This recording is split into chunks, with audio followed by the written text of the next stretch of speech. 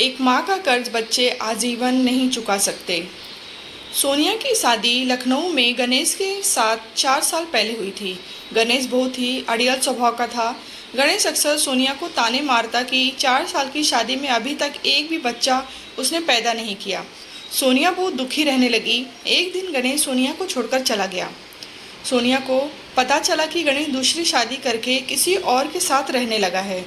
सोनिया को कुछ समझ नहीं आया कि इतना बड़ा दुख लेकर वो अपनी माँ के पास कैसे जाए, क्योंकि उसकी बूढ़ी माँ पहले ही बीमार रहती थी।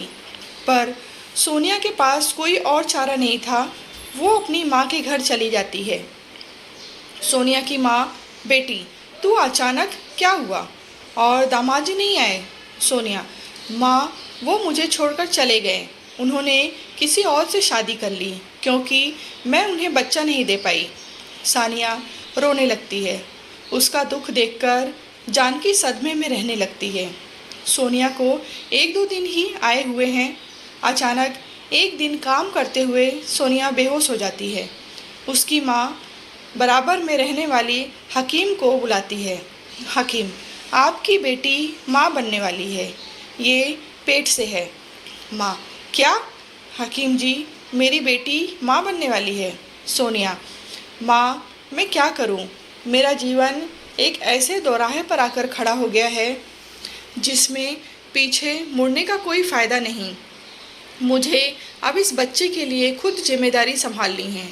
एक गर्भवती माँ का प्यार मेरे बच्चे को माँ बाप दोनों का प्यार देगा। सोनिया के साथ जो भी गलत हुआ था वो उसे दोबारा याद नहीं करना चाहते थे। धीरे धीरे दिन बीतने लगे। सोनिया को पैसों की ज़रूरत थी, इसीलिए वो घरों में चौका बर्तन का काम करने लगी। सारा दिन घरों में काम करके वो थकी हारी घर लौटती थी। गर्भवती होने के कारण उसे काम करने में तकलीफ़ तो होती थी, पर उसे बच्चे के लिए मेहनत करनी थी। 9 महीने बाद सोनिया एक बेटे को जन्म देती है। बेटे को देखकर सोनिया की आंखों में खुशी के आंसू आ जाते हैं। बेटे के जन्म से मानो उसे जीने का सहारा मिल जाता है। पर सोनिया की माँ उम्र और बीमारी के चलते बेटी का साथ नहीं निभा पाती। सोनिया की माँ का देहांत हो जाता है। सोनिया माँ के बिना अधूरी हो गई थी। सोनिया के दोबारा काम पर जाना शुरू कर दिया। अब वो बेटे रोहित को भी काम पर साथ ही ले जाती। एक दिन, मालकिन, सोनिया तुम ये छोटे बच्चे के साथ काम पर आती हो, सारा ध्यान तो तुम्हारा इसकी देखभाल में ही लगा रहता है। ऐसे तो तुम कोई काम नहीं कर पाओगी। ऐसा करो, तुम अपना हिसाब कर लो, कल से काम पर मत आना। सोनिया, अब मैं क्या करूं? मेरे सारे घर धीरे धीरे छूट गए, पैसे भी खत्म हो गए। मुन्ना रो मत, मैं तेरे लिए अभी दूध लेकर आई। सोनिया, भैया थोड़ा सा दूध मिलेगा, मेरा बच्चा बहुत भूखा है। दुकानदार, मुफ्त में तो मैं तुझे दूध नहीं दूंगा। हाँ एक काम कर, वो जो दूध के बड़े डिब्बे रखे हैं ना, वो सारे डिब्बे अच्छे से धो ले और बदले में अपने बच्चे के लिए दूध ले जा। सोनिया सारे डिब्बे धो देती है और अपने बेटे रोहित को दूध पिलाती है। मुश्किल भरे दिनों में भी एक माँ ने अपना साहस नहीं खोया था। एक रात जब सोनिया अपनी झुग्गी में सो रही होती है, पड़ोसी, अरे उठो उठो सब, बस्ती में आग लग गई। झुग्गियों में बाहर आ, बाहर सब। पड़ोसन, सोनिया, ओ सोनिया बेटी जल्दी से बाहर आ, झुग्गी में आग लगी है। सोनिया, अरे झुग्गी में आग कैसे लग गई? अब मैं बाहर कैसे निकलूं? अरे मेरा बच्चा, मैं कैसे जाऊं इस झुग्गी से बाहर? दरवाजे पर तो आग है। ये चादर लपेट देती हूँ मुन्ना को। सोनिया जैसे तैसे रोहित को बचाते हुए झुग्गी से बाहर निकलने लगती है। तभी एक जली लकड़ी सोनिया के मुंह पर गिर जाती है।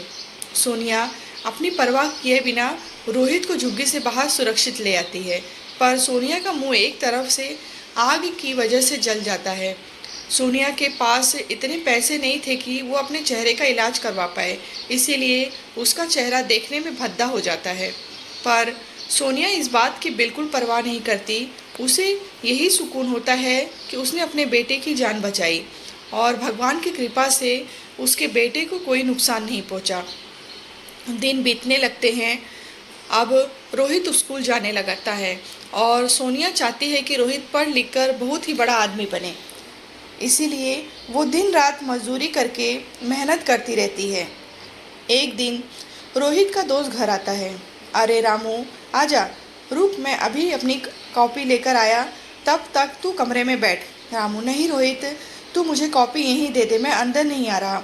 वो तुम्हारी माँ को देखकर मुझे डर लगता है और रात को नींद भी नहीं आती। उनका चेहरा बहुत ही डरावना है। रोहित, अच्छा ठीक है रामू। सोनिया, अरे रोहित, तुम्हारा दोस्त रामू आया था, पर घर के अंदर क्यों नहीं आया? रोहित, वो आपके डरावने और बदसूरत चेहरे से घबराता है।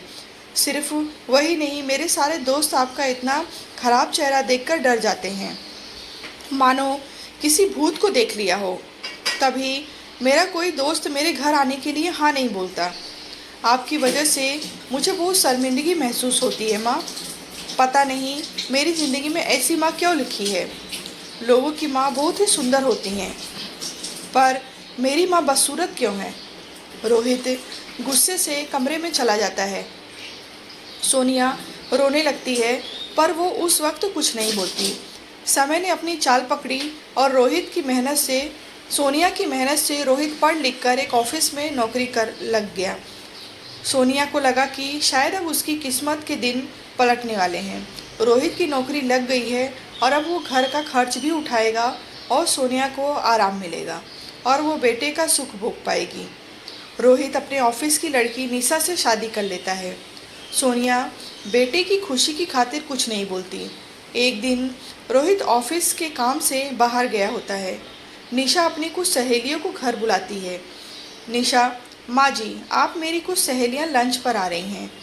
आप प्लीज़ उनके सामने अपना ये बदसूरत चेहरा लेकर बिल्कुल मत आना, वरना मुझे सबके सामने शर्मिंदा होना पड़ेगा। ढक लो, जिससे एक मेरी सहेली को आपका चेहरा नज़र नहीं आए। आप जल्दी से सारा लंच बनाकर रख दो, तब तक मैं तैयार होकर आती हूँ। मेरी सहेलियाँ आने ही वाली होंगी। बेचारी सोनिया कुछ नहीं बोलती और उदास मन से रसोई में खाना बनाने चली जाती है। दोपहर में निशा की सहेलियां लंच पर आती हैं और खाना खाने लगती हैं। तभी सोनिया वहाँ सब्जी का कटोरा लेकर आती है और जब वह एक लड़की को सब्जी देने लगती है, सहेली पूछती है, ये कौन है? निशा, अरे ये मेरी नौकरानी है। सहेली कहती है, अच्छा, तो खाना इन्होंने बनाया है, बहुत ही स्वादिष्ट है खाना बनाया है आपने। निशा के मुंह से नौकरानी सुनकर सोनिया घबरा जाती है और उसके हाथ से सब्जी लड़की के कपड़ों पर गिर जाती है। लड़की सोनिया का मुंह देख लेती है और डर जाती है। उसकी चीख निकल जाती है। सहेली, कितना बदसूरत चेहरा है, मुझे नहीं खाना इनके हाथ का खाना। फ्रेंड्स, आपने इनका चेहरा देखा? अगर देखोगे तो 10 दिन तक सो नहीं पाओगे। निशा, अरे ऐसे कैसे तुम लोग जा सकती हो, खाना तो पूरा खाकर जाओ। सहेली, नहीं, हमें अब भूख नहीं है, हम लोग अब चलते हैं। निशा गुस्से में कहती है, करा दी ना मेरी बेइज्जती मेरी सहेलियों के सामने। मैंने कितनी बार कहा था अपना ये मनहूस चेहरा मेरी सहेलियों के सामने बिल्कुल मत लाना, पर आपने मेरी एक नहीं मानी। आने दो रोहित को, मैं अब इस घर में एक पल नहीं रह सकती। रोहित के आने के बाद निशा तरह तरह की बातें बनाकर सोनिया के खिलाफ उसे भड़काती है। निशा, रोहित, अब मैं एक पल भी इस घर में और नहीं रह सकता।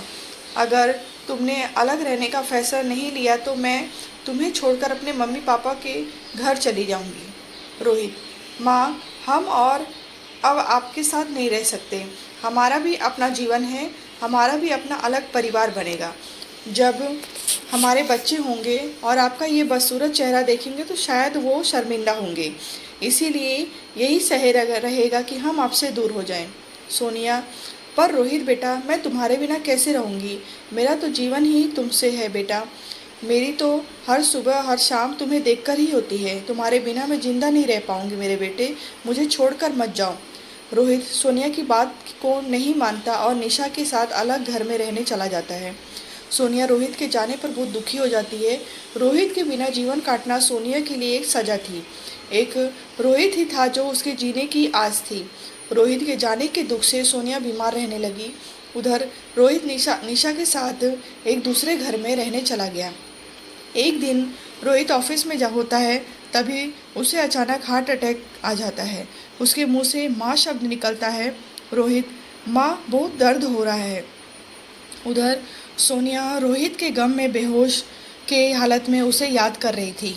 पड़ोस की शांता मौसी उसके साथ बैठी थी। सोनिया, ऐसा लग रहा है जैसे मेरे बेटे ने मुझे पुकारा हो, जैसे वो किसी तकलीफ में हो। मैं आ रही हूँ मेरे बेटे के पास। तू चिंता मत कर, मैं आ रही हूँ। सोनिया की तबीयत बिगड़ने लगती है, उसकी सांस फूलने लगती है। शांता मौसी, क्या हुआ सोनिया? अरे, ये तो बेहोशी की हालत में हो रही है और तेज बुखार भी है, लगता है इसे अस्पताल ले जाना होगा। शांता मौसी कुछ लोगों की मदद से सोनिया को अस्पताल ले जाती हैं। वहाँ डॉक्टर सोनिया का चेकअप करता है, तभी एक नर्स वहाँ आती है। नर्स, डॉक्टर, एक इमरजेंसी केस आया है, कोई मिस्टर रोहित है, उनकी वाइफ मिसेस निशा उनके साथ हैं। सोनिया, मेरा बच्चा रोहित? रोहित? सोनिया, डॉक्टर, पहले आप उन्हें देखो, मेरी चिंता मत करो। डॉक्टर रोहित को देखने लगता है, वो निशा से कहता है, डॉक्टर देखिए, हमें जल्दी ही एक हार्ट की ज़रूरत है। इनका हार्ट पूरी तरह से डैमेज हो रहा है। अगर इनका हार्ट नहीं बदला गया तो इनकी जान भी जा सकती है। निशा रोने लगती है। सोनिया उसे रोता हुआ देख लेती है। वो नर्स से कहकर निशा को अपने पास बुलाती है। सोनिया, निशा, रो मत बहू, मेरे होते हुए मेरे बच्चे पर आँच भी नहीं आ सकती, तू चिंता मत कर। निशा रोते हुए रोहित के पास चली जाती है। रोहित की तबीयत का सुनकर सोनिया की तबीयत बिगड़ने लगती है, उसकी सांस फूलने लगती है। वो डॉक्टर से कहती है, सोनिया, डॉक्टर, मुझे पता है मैं अब नहीं बचूंगी, आप मेरा एक काम करना, मेरा ये दिल मेरे बच्चे को दे दो, मेरे रोहित को बचा लो। कुछ समय बाद रोहित की तबीयत में सुधार आता है। Doctor, oh good mister Rohit, अब आप कैसा फील कर रहे हैं? निशा, आप बिल्कुल खतरे से बाहर हैं। डॉक्टर ने कहा है आपको कुछ ही दिनों में छुट्टी मिल जाएगी। रोहित, निशा, मुझे किसने बचाया, मुझे बताओ, उनका मुझ पर एक बहुत बड़ा एहसान है। डॉक्टर, रोहित, आपकी माँ अस्पताल में थी जब आपको लाया गया था, उनकी तबीयत बहुत ज़्यादा ख़राब थी। जब उन्होंने आपके बारे में सुना, आज जो दिल आपके अंदर धड़क रहा है वो आपकी माँ का है। रोहित, माँ, इतना बड़ा बलिदान मुझ पापी के लिए? क्यों माँ, क्यों? मुझे माफ़ी मांगने का हक भी नहीं दिया माँ। मेरी ज़िंदगी बचाने के लिए तुमने अपनी पूरी ज़िंदगी लगा दी। माँ, मुझे माफ़ कर दो माँ, मुझे माफ़ कर दो। शांता मौसी, रोहित बेटा, तू अपनी माँ के बलिदानों का कर्ज जीवन भर नहीं चुका सकता। तू अपनी माँ के जिस चेहरे को बदसूरत कहते थे, उस चेहरे पर जले का निशान बचपन में तुम्हें आग से बचाते हुए सोनिया को मिला था। वो खुद की चपेट में आ गई, पर तुम्हारी माँ ने तुम्हें कुछ नहीं होने दिया। रोहित शाम मौसी की बात सुनकर बहुत रोता है। निशा भी अपने किए पर बहुत दुखी होती है। रोहित गंगा घाट पर माँ की अस्थियों को प्रवाहित करता है और हाथ जोड़कर क्षमा मांगता है। सोनिया ने एक बात यह साबित कर दी कि एक माँ का कर्ज बच्चे आजीवन नहीं चुका सकते। कहानी अच्छी लगी हो तो लाइक करें, शेयर करें।